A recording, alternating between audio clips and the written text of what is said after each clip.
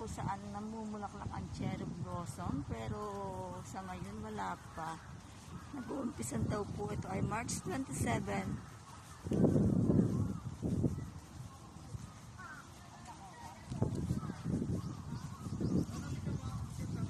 Yan po, may isang hitik sa bunga. Hitik sa bulaklak. Nag-iisa. Ayan, nag-iisa siya.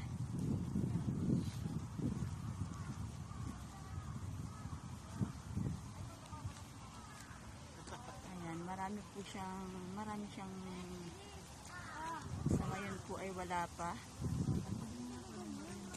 Ayan, nagkukuhaan na sila. Ayan. Nag-iisang hitik sa bunga. Hitik sa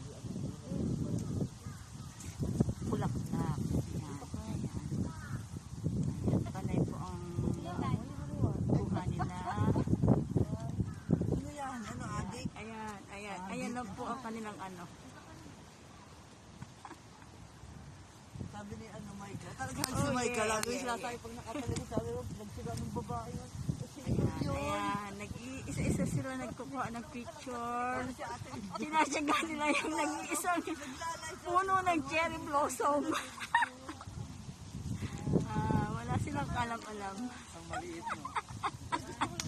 Hitik na hitik po siya sa bulaklak.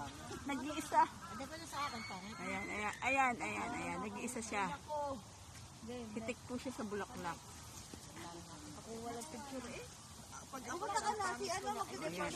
Ayan. Kanya-kanya po sila ng mga picturean.